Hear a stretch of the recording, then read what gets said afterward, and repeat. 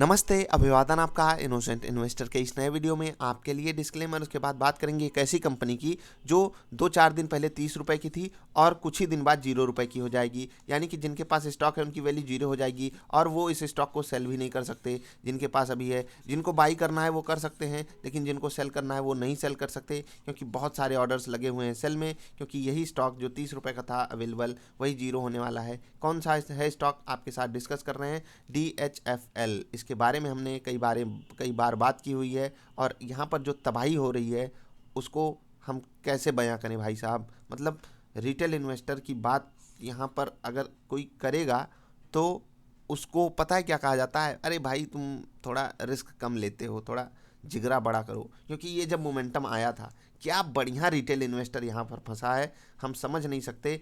TV वाले, media वाले पता है क्या बोले थे आपसे कि बहुत यहाँ पर अगर बिडिंग कंप्लीट हुई तो डीलिस्टिंग गेन्स आपको बहुत तगड़े हो सकते हैं, दबा कर उठाओ माल। क्योंकि यहाँ पर बुक वैल्यू ये करो वो करो, ऐसा वैसा करके आपको बहुत कहानी बताई गई है पीछे।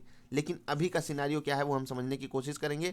पूरा साभार हम देते हैं मनी कंट्रोल को। 24 रुपये पर अगर आपके पास है तो क्या कोई चारा बचा है वो भी आपको समझाएंगे। आगे बढ़ते हैं। अभी आपके सामने जो प्रपोज्ड रेजोल्यूशन प्लान आया है आपके सामने, वो क्या कहना चाहता है आपसे, उसको समझिएगा। वो ये कहना चाहता है कि जो स्टॉक होल्डर्स हैं किसके, DHFL के, it does not envisage any offer to buy out the shares held by these investors unlike a regular delisting process। एक रेगुलर डीलिस्टिंग प्रोसेस में क्या होता है, शेयर का बाईबैक होता है अगर कोई और कंपनी उसको मतलब ग्रैब कर रही है अपना, मतलब उस कंपनी को अपने अंडर में ले रही है। जैसे कि पिरामल ग्रुप को क्या मिला है, DHFL कंपनी मिल गई है। क्योंकि ये होता क्या है कि बिडर्स, सॉरी, जो क्रेडिटर्स होते हैं वो क्या करते हैं कि अब बोली लगवाते हैं। अगर जैसे कि DHFL ने लोन लिया दबाकर, अब बैंक चले गए अलग अलग कंपनियों के पास, ठीक है, और बोले भैया इसको आप खरीद लीजिए क्योंकि इसने हमसे लोन लिया है, जो भी पैसा हो आप हमको दे दीजिए। क्योंकि बैंकों से अगर 100 रुपये लिया गया, अगर उनको लगता है 50 रुपये भी यहाँ से आ जाएंगे, बैंक कहेगा भैया बेच के निकलो, क्योंकि जहाँ कुछ भी नहीं मिलना वहाँ 50 ही मिल जाए। वही चीज़ हुई है। पिरामल ग्रुप अब DHFL खरीद रहा है एक सेंस में, लेकिन जो शेयर होल्डर्स हैं उनको कुछ नहीं मिलेगा। मतलब हम आप अगर DHFL का स्टॉक लेकर बैठे हैं, हमको कुछ नहीं मिलेगा। और यहाँ सबसे बुरी बात पता है क्या है? सबसे बुरी बात यह है कि रिटेल जो पब्लिक शेयर होल्डिंग है वो 40%, मतलब 100 में से 40 स्टॉक रिटेल इन्वेस्टर के पास है। सोच कर देखिए, 39.12% स्टॉक रिटेल इन्वेस्टर के पास है। 31 दिसंबर शेयर होल्डिंग पैटर्न मैं आपके साथ शेयर कर रहा हूँ।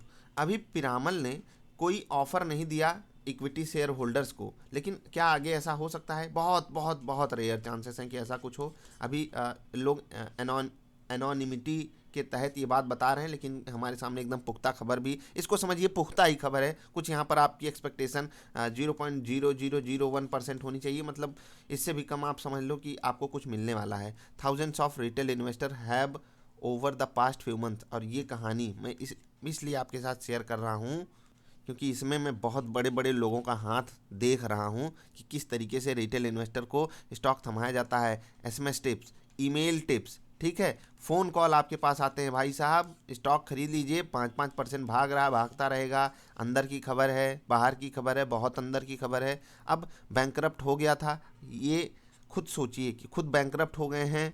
और जो स्टॉक खरीद रहा है वो भी तो समझिए एक बार के लिए उसका पैसा गया तो वो भी एक बार के लिए बैंकरप्ट ही हो गया, दिवालिया वो भी हो जाएगा बेचारा जो स्टॉक लेकर बैठा हुआ है।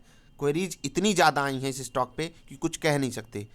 अब हमारे सामने क्या कोई ऑप्शन बचता है यहाँ पर आपकी हेल्प करने की? जी नहीं, हम इस स्टॉक से रिलेटेड आपकी कोई हेल्प नहीं कर सकते, या इवन कोई भी नहीं कर सकता। लेकिन जो इसके पीछे की कहानी बनी, अगर आपने उसको समझ लिया तो आगे से अलर्ट हो जाओगे। पहली चीज़ मैं आपको बता दूं, ऐसे 2500 स्टॉक्स हैं इस बाज़ार में जहां पर सेम कहानी दोहराई जा सकती है। हो सकता है आपकी वैल्यू वहां पर भी 0 हो जाए या बहुत बहुत कम वैल्यू आपको मिलेगी। तो ऐसे स्टॉक से आप अलर्ट हो जाइए। आप कहोगे कुछ स्टॉक्स की लिस्ट आपके साथ मैं शेयर करूँगा, अभी नहीं कर रहा हूँ, अभी सिंपली आपको बता रहा हूँ।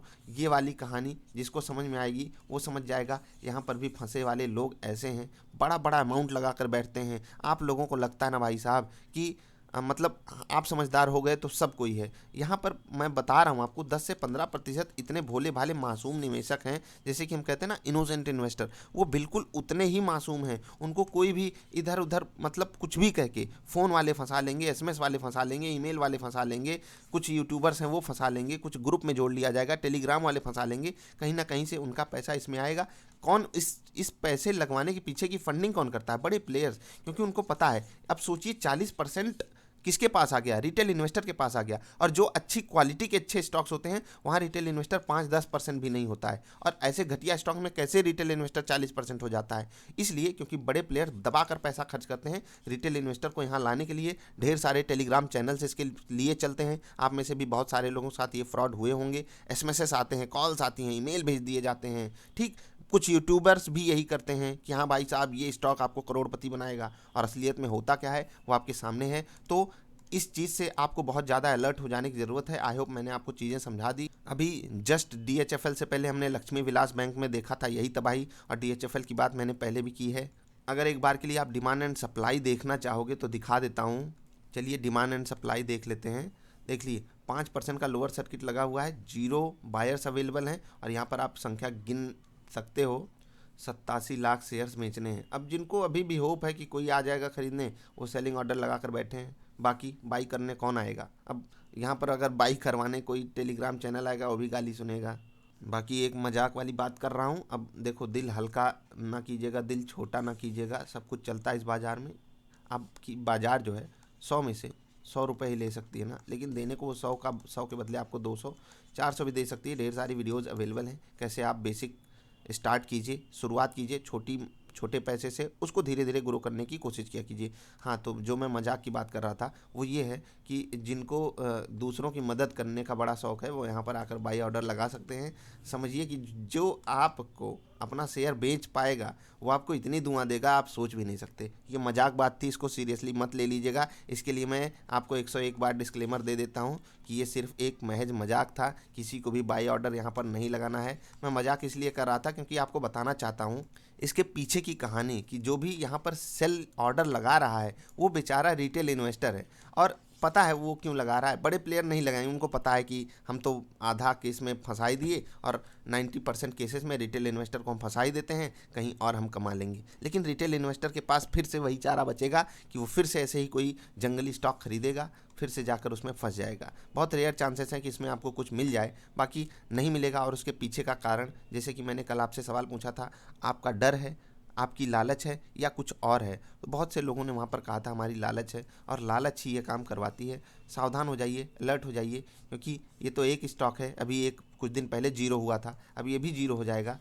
मुकदमा चलता रहेगा कोर्ट में, लेकिन हम आपको मिलेगा क्या? कुछ भी नहीं। तो अगर कुछ लेना है, सीखना पड़ेगा, इसी पे फोकस कीजिए। अपने आसपास फाइनेंशियल लिटरेसी बढ़ाइए। और जिनको लगता है कि इसमें ऐसे पागल लोग घुसते हैं, तो भाई साहब आप भी जब शुरुआत किए थे तो बिल्कुल इतने ही गलीबल थे। मतलब होता है सबके साथ ये चीज़, ये फेज़ रहता है जब वो बाज़ार में शुरुआत करता है। हमारी आपकी जिम्मेदारी बनती है, अगर हमारे पास कुछ नॉलेज है उसको शेयर करें, फाइनेंशियल लिटरेसी को आगे बढ़ाएं, चीज़ों को समझाएं। बहुत से fraud cases normal insurance plans वगैरह में भी हुए हैं, आपको सब पता है। पीएचईएल क्या करती थी, ठीक है, सहारा ने क्या किया, और अन्य मैं नाम गिना सकता हूँ। वो तो नॉर्मल लोगों को फंसा दिए। ये स्टॉक मार्केट में तो ये सब चीज़ें आम बात है। अभी के लिए इतना ही, मिलेंगे फिर से।